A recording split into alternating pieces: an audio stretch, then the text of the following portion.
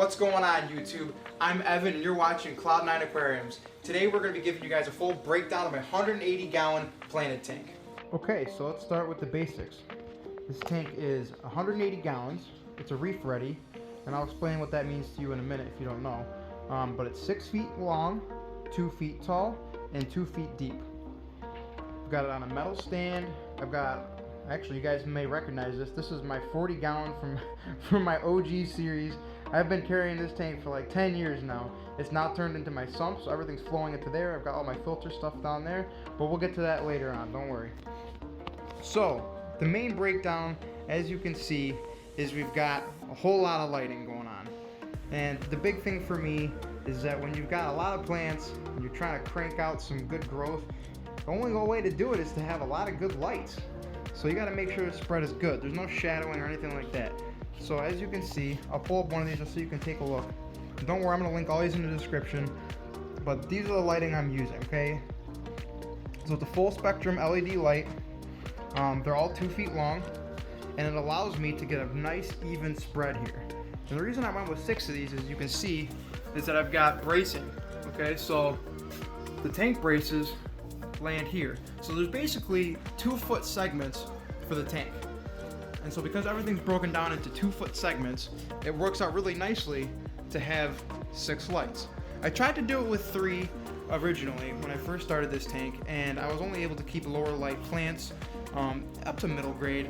But the problem is that just because of the depth of the tank, I was getting a lot of like shadowing. So off of each one of these, because the light's really penetrating like this, you'd have a lot of shadowing even if you put one centered. So just to get a nice even spread, going with 6 was great. And the nice thing with this too is also, even though I'm a little OCD and I like to have the even spread of everything kind of evenly spaced, you know, if you really wanted to, if you had higher lighting plants, you can shift them over and create high light zones, low light zones, and you can control each one of these individually. Now, I didn't go with anything crazy in terms of controllability for the lights. These are simple on-off lights. They do have a blue setting on them, which I don't use at all. I just leave them on the full spectrum, but it is available. So I'll show you right now. On the back side of these things, I don't know if you can see, there is a little switch you can flip, and then you can have the blue setting. So if you really wanted to have everything in blues, I'm not going to switch them all because it's just going to be a pain. And it really doesn't show much, but it's nice if you want to run them at night or something like that. Let's say you have a bunch of people over, you're running the tank later on in the evening, and you want to just show just a relaxed, chill setting. You can definitely do that. So the lights are great. They've been really helpful in terms of getting the growth that I wanted from them. And I'll show you the way I am controlling them. Is down here. Each one of them I have in series. So in their line, I actually run a little dimmer switch here. Now, the nice thing with this is I can fully control how bright these lights are. So you'll see as I turn it, you can see I can really, let's see if you can see it better here. I can really control how bright these lights are. So I've got each one tuned in specifically to what plants it's over. The great part about that is, again, like I was talking about before, you can cluster them so that I have higher light areas. So you'll see I have a lot of red plants over here. I'm cranking these lights out a lot higher. In the center, I have some crypts and things like that, like the moss and stuff, which like a little bit lower lighting. So these ones are actually running at about 80% versus these are running at 100. These are running at about 100. So I have the ability, as I change out plants and things like that, if I see a plant needs a little bit more, a little bit less light, I'm able to kind of tune those in. So that's a really nice feature. It's very dumbed down and basic. I don't have an app for them or anything like that, no remote control, but they're nice and simple, and I like that on this tank. I like to keep things as simple as possible, and they're really affordable. So don't worry, I will leave the link in the description. Feel free to follow that link. I don't get some crazy like sponsorship off these or anything like that. I'm just gonna put like a Amazon affiliate link on there. So if you guys want to buy them, by all means, you'll see I run them on a lot of tanks. So with that being said, let's jump on to the next thing. So as you can see, it's a reef ready, and basically what that means is I have overflow. So this tank is drilled. So I've got an overflow on this section, and I've got an overflow on this section. Now what that allows me to do is to get all of my equipment out of the tank. So if you see in my tank, there's nothing. There's no filters, there's no heaters or anything like that. It's just plants and fish. It's the best part about it. So we'll just jump down here for the tour real quick just so we can have it. Excuse the fact that this is not the cleanest sump you've ever seen in your life. And that's fine because that's how I like to run this tank. It needs a little bit of dirt in it because these plants are cranking and they need as much nitrates as they could possibly get. So basically what goes on, for those of you who don't know, here's my return line. So this is actually just drawing water down from the tank, and they come down and they flow into my sump. So this is a 40-gallon sump, so my full system volume is about 220 gallons, which is great. It's giving me even more water volume to keep it stable. Now I'm keeping just some plants that I have, trimmings and stuff like that. I'm holding a couple of these for my buddy. That's the nice thing. I can put my plants down here that I have trimmings for and give them to people locally instead of just throwing everything out. So as you can see, here's my heating system, okay? So I've got my heaters down here. I do have a heater controller down here. We'll talk about this in a later episode, but basically I just like running my systems all now with a heater controller because it gives me 2 fail-safes. So not only can you set the temperature on your actual heater, but you can also set your temperature on your heater controller, and that also has a probe in the tank, as you can see right down here. And that's also just giving me a fail-safe, so that way if one of them does go off kilter a little bit, it'll actually help maintain the same temperature and not have to worry about overheating. All my filters and plumbing and everything is down here, so you can see I do have a return pump down here. This is what's creating the flow in the tank, and so you can see all my flexi lines here. These are running back up into the tank, and they're coming out of the overflow. So I've got 2 lines coming there, 2 lines coming there, and it's actually just 1 on each side. It's split into 2. But the nice thing about that is it's giving me a great amount of flow, so it's even spread. So all my flow is coming to this side of the tank, this one's pushing to center, this one's pushing to center, this one's pushing to the edge, and then the overflows are pulling. They have 3, so it flows over the top, and then there's also some weirs, you can't see them, but they're on the bottom and in the middle as well too. So the great part is you'll see the top of the tank, there's nothing. So if you've ever seen tanks that have like that protein little layer of skim on top of it and it just looks kind of dirty, I don't have that because it's skimming. All that top water is coming right off, and it's so great. It just keeps the tank so clean, so clear, and I don't have to worry about having all of my filters and heaters and all that nasty junk that is very crucial for your tank but kind of ugly to look at. It's all just hidden below, and the actual tank itself is picture perfect. I just love that. And to control everything, in my surge protector, I've got a bunch of smart switches. Again, we'll talk about these, but the nice thing with that is that I can control everything off of my phone via Wi-Fi, and it allows me just to take care of the tank in the easiest and most efficient way possible. No more trying to plug and unplug things. Hi, Frank. No more trying to plug and unplug things with wet hands and getting zapped. So we'll just jump back into the system again real quick, just to show you. I didn't go over what the return pump is, so it's actually a J-Bow pump. I got like the 100 watt, and I'll have to link what it actually is. I think it's like the 4,000 or 6,000. It's actually a really cheap pump. It's like a Chinese pump, but it's actually really reliable. I've had it going for, I want to say going on 6 years now. No problems at all. I just got to keep up on maintenance. So one thing you will notice I did, because I don't have a canister filter down here, is all of these are biomedia. So these are all just ceramic rings, and it's nice because this is my biomedia I have in here. I rinse them out every month or so in tank water. And when I do start up new tanks, or someone around me starting up a new tank, I can always just rinse one of these out and put it in the new tank, and that'll help establish my bacteria instantaneously. So that's a really nice feature to have. So whenever I do set up new tanks, I actually do just transfer some of these right over because they're already established with that biological media. And then you'll see in terms of like particulate matter, I am using some polyfill back here, which is just like that filter floss, and I just wrap it basically on top of the actual return pump, and then I just stack some of the media on top of it to hold it down. And that's it. It's very, very simple. It also gives me room to hide stuff like my CO2 reactor.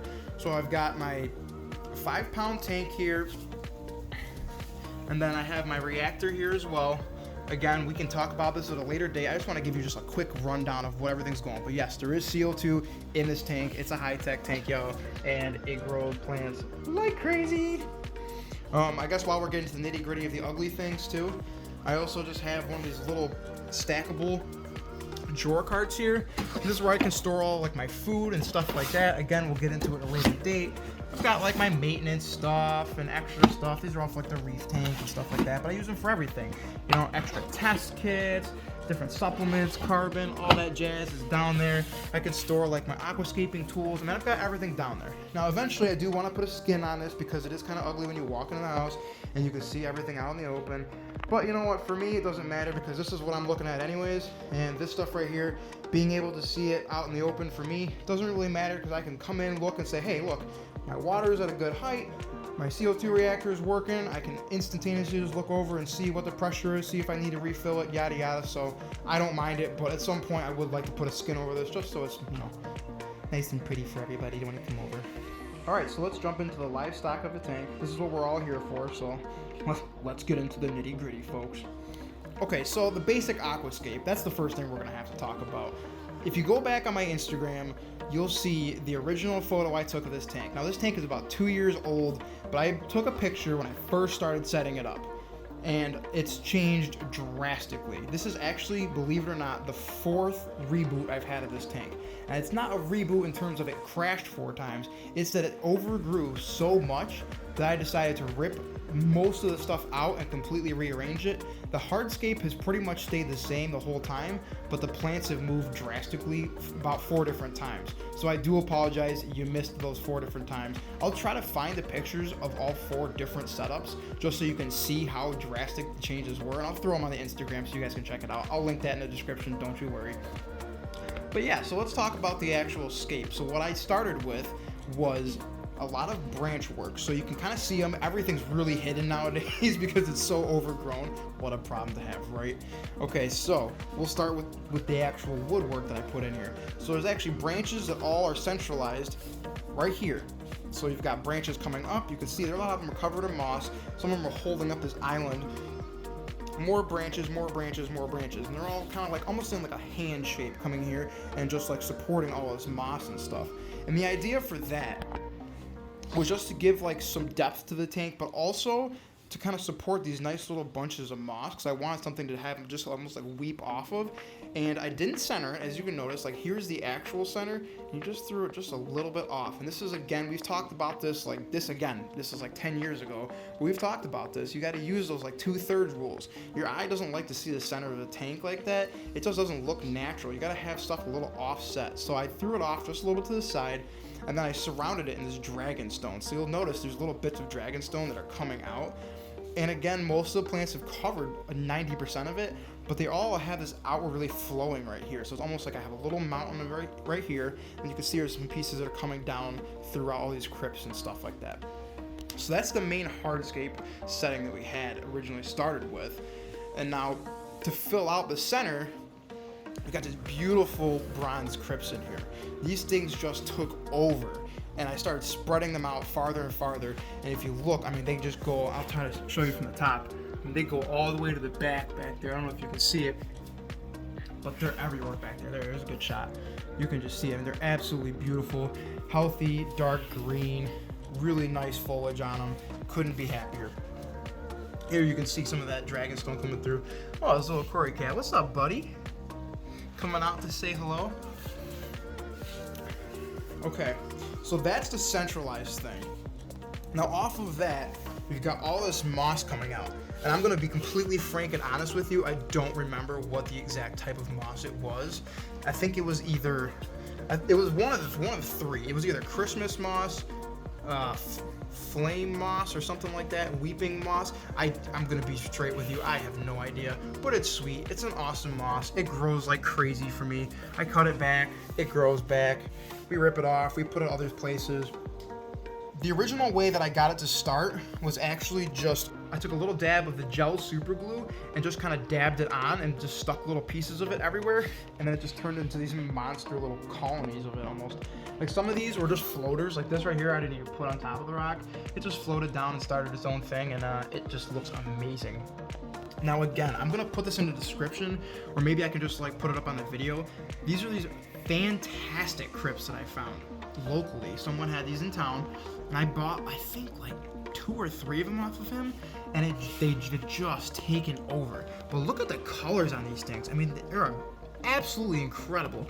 They've got like this tiger striping with some yellows and pinks in it. The undersides are pink. And they grow flat. It's fantastic.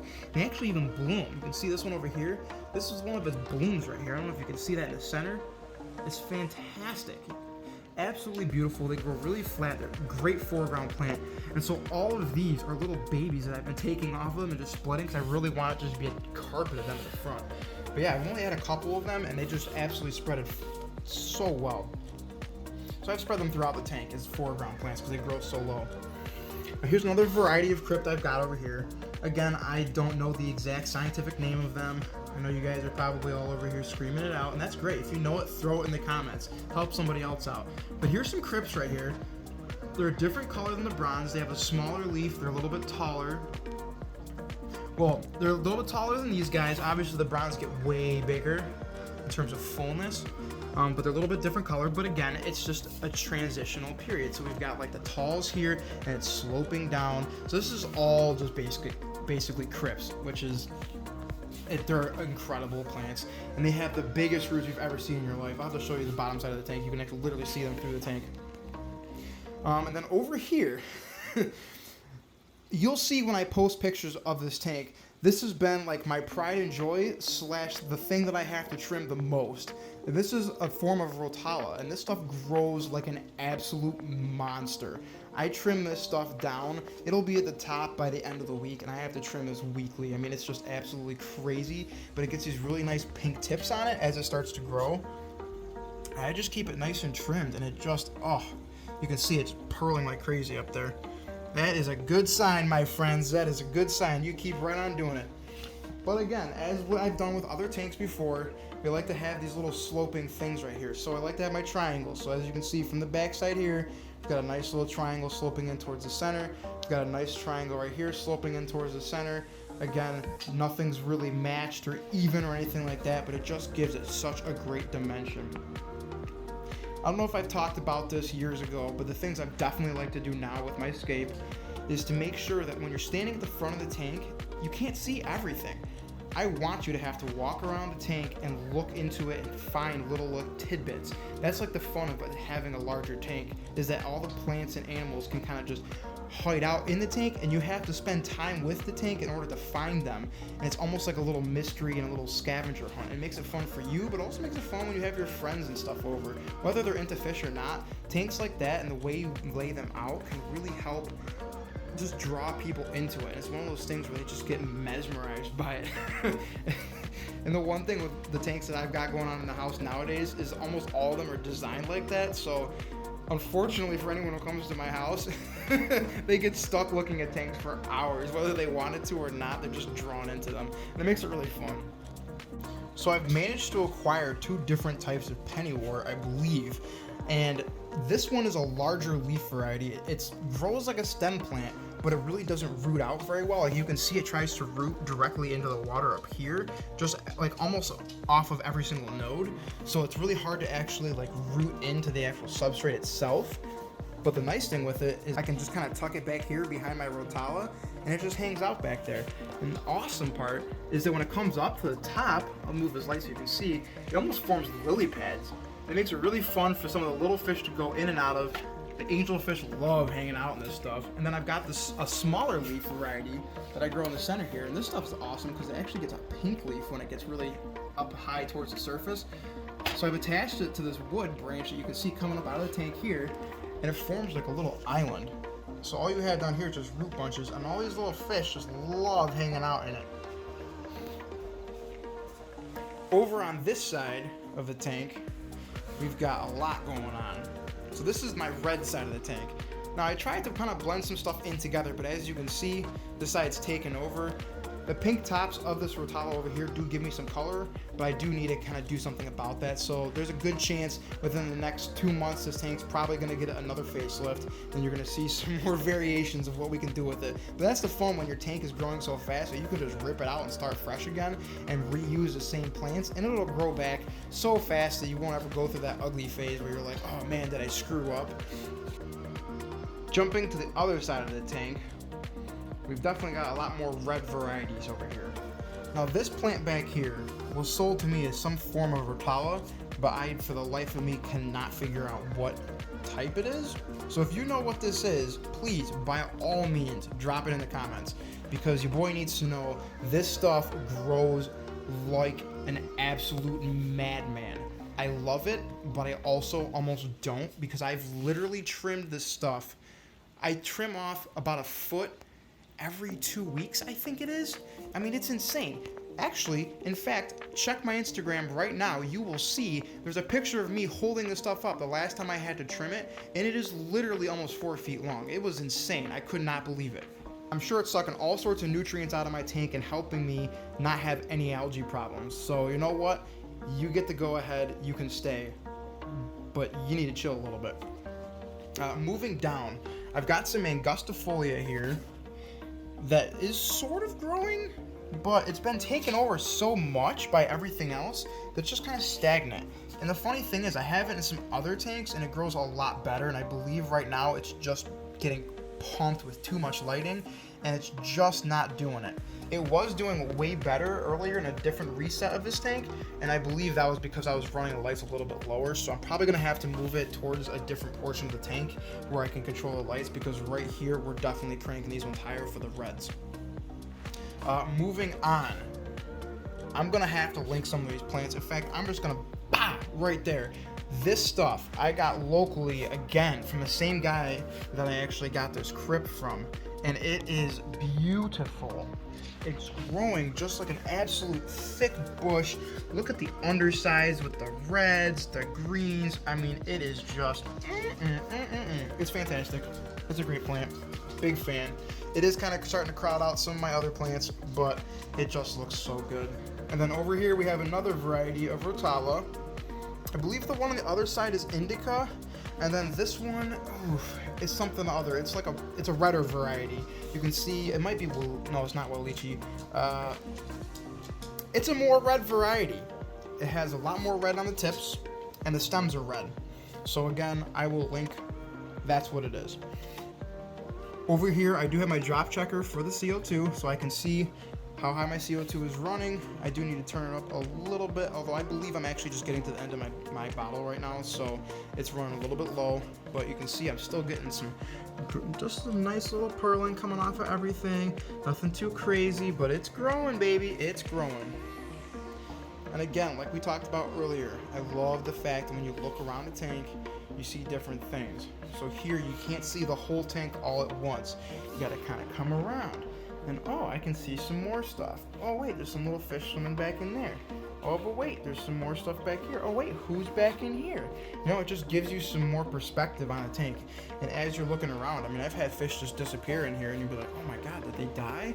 And then all of a sudden, boop, there they are, they popped out. Like right now, I see 0 angelfish and there's 2 in here, believe it or not. Most likely, they're probably hiding back here because they were back there the other day. And sure enough, you can see him. I can only get the kind of the reflection off the glass, but there's 2 of them back there.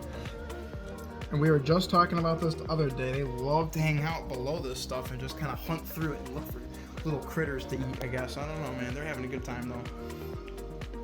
So yeah, that's the plants in this tank. I know it's been a very in-depth and detail-oriented tour, and I'm sorry I don't have all the perfect names for everything, but as you can tell, you know, at the end of the day, if you don't know the names of stuff, for me, that's okay.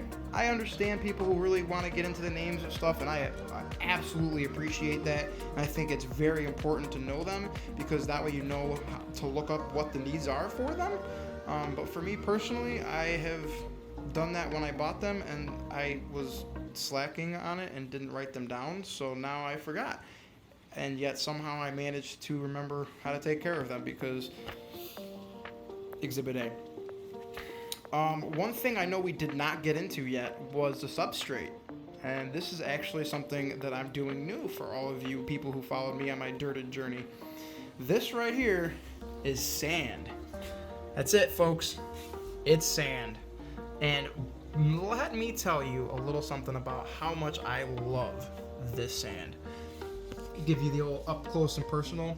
So this is actually black diamond. This is the blasting sand that went on a craze if you were online looking at the forums and stuff. This is stuff you get from Tractor Supply. It is super cheap for it. The particle size is absolutely amazing for stem plants. They hold so well in it. Doesn't have a bunch of gunk and things like that in it. You give it a little rinse when you get it, yada yada, like anything else you do.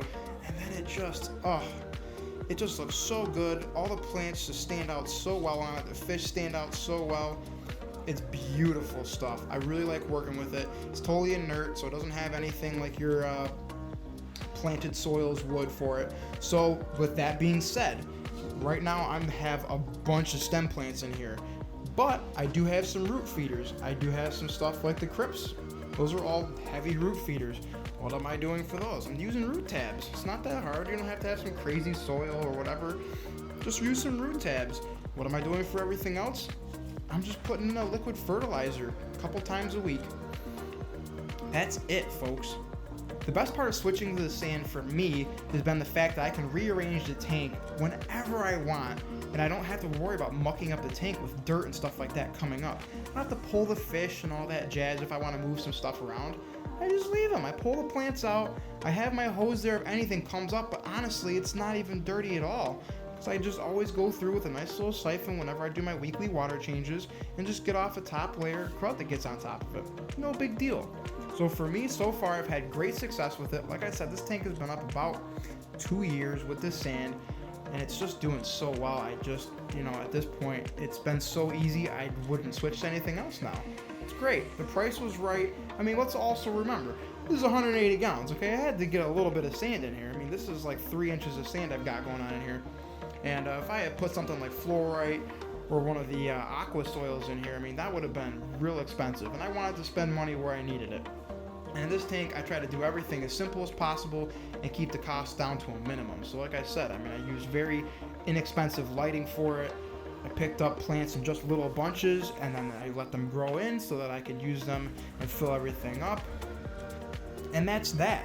So I'm sure you guys have been sitting here looking at the livestock in here and say, well, is he ever going to get to that? We're just talking about plants and the tank setup today?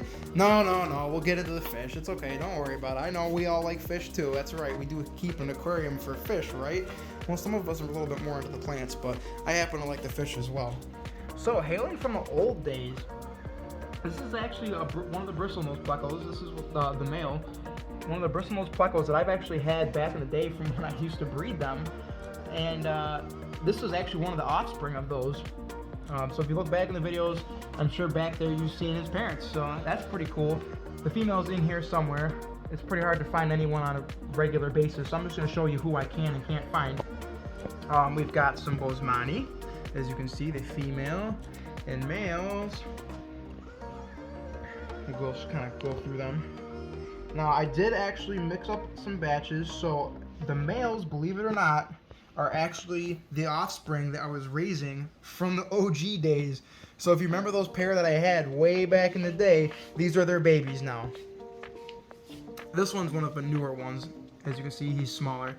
So I did add a little bit of extra genetics here, so I didn't want to have too much inbreeding. So I did get some males and females from a younger batch locally that I was able to source. So shout out to my brothers, bringing me some awesome fish so we can kind of mix some stuff up. I mean, just look at the colors these guys got. And this is in the middle of the day, man. I'll have to take a video in the morning when they actually are just like super bright. But yeah, and then we've got some Roseline sharks. There's I got one OG still. This guy, oh man, I don't even know how old he is. You can see he's starting to get kind of a bent spine. I mean, he is old. He's got to be at least 8 years old. In fact, I'm pretty sure I might have even had him back in the early days too. So if I had a Roseline shark back in the days, he was one of them. Then I've added some more to the bunch, so as you can see, I do have one female Congo Tetra. Now this one, believe it or not, is in here because she was getting absolutely ragged on in another tank. So I do have another tank that has a nice school of them, but it turned out that the males, we had more males than originally planned, and they just beat her to a pulp, and I had to pull her out, and she recovered remarkably well, as you can see. So she's just gonna hang out here with the other guys, just having a good time. Nobody's bothering her, and the boys can have their tank and not bother anyone else too. So And then over here, let's see what else we got here. Oh, here's some more bulls money. As you can see, I still love my rainbow fish. Nothing's changed. I do have some of these red. I'm gonna call them salmons. I don't believe they're not millenniums because they're not quite that color. Some people refer to them as different names, but I always like to call them the salmons or the reds. Either way, they're a rainbow fish. There's the male. There's a female. They're having a good time. Well, I'm sure you've seen these guys poking around as I've been taking videos all day. These white cloud minnows. I've got a big old school of them. I could not tell you how many are in here because they're just constantly on the move. I know I've lost a few since I've gotten them, but I believe I have, if I had to guess, I'd say about 20 of them in here. But they're always just tooling around, having a good time. And the fun thing is sometimes you'll see, like back here, they do this little dance, man. It is just, they flash and here's some of the males going crazy. Gotta love it. They're absolutely beautiful fish. If you've never had them, highly, highly recommend. They keep to themselves. They're really fun in schools. And they just kind of tool around and just add some nice little shimmer to the tank. Especially when they're over there flashing each other and just showing off. They're a fun little fish. I love how they just dart in and out of stuff, and as you can see, they're kind of just, they're not tight schooling fish. You know, sometimes when I first got them, they definitely used to school a little bit better. But they kind of go off and do their own thing, but they're just fun fish to watch poke around. Now I do have some mystery snails on my cleanup crew, and I believe there's some nereids in here as well too, but those are pretty much impossible to find again. Whenever I'm taking a video, you know, I'm gonna lose half the fish that are actually in here. Oh, here we go. There's a bunch of cory cats in here. Oh, of course he's gonna run away now that I got a video going on him. All right, well, there's a bunch of cory. You'll believe me. There's a bunch of cory cats in here. Should be about 5 or 6 at this point. Let's see. I'm trying to find some other stuff to show you. Oh, here's the female. Okay, thanks for coming out. I appreciate you. I'd love to show you the angels, but of course they're not coming out right now. But there are 2 orange koi angels in here. Absolutely stunning fish. I'm sure you'll see them on the Instagram and in future videos, so don't worry. We do have one SAE back here. It is looking thick, very thick. It's having a good time. Well fed, very well fed. There's no malnutrition going on in this tank, I can promise you that. Other mentions that we haven't seen today, but hopefully will pop up for another video. We've got a super red pleco in here, a bristle nose, absolutely stunning fish. Of course, he's not going to make an appearance. And there's a massive, it was sold to me as a gold nugget pleco. I've had it for years. It's like 8 or 9 inches at this point, maybe even 10 inches. Doesn't look anything like a gold nugget, but it's something cool. It's an L something or other, I promise. And that about wraps it up. So if you're still here, I appreciate you hanging out this long. I wanted to make sure I gave you guys a thorough overview of everything I've got going on in here, show you the fish that at least would come out to play today. We'll show you the rest of them at some other point, and then we can start diving into the ways that I've been running this thing that have been so simple for me to do, and you can easily do it yourself too, so I can't wait to get your tank on the same level. If you did like this video, please make sure you give it a thumbs up, and make sure you start sharing this stuff around so your friends and family can get on the same trail too, because you know what? You wanna know what's even more fun than having fish tanks? Having friends that have fish tanks too, because then you can actually leave your house and still hang out with people with fish tanks too. So I mean, come on, y'all. Like, share it around. Share the love. Don't keep it to yourself. Don't be selfish now. I see you.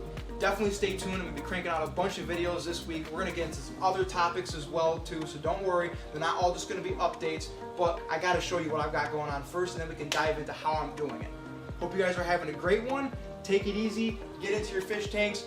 Do those water changes, and I'll see you on the next one.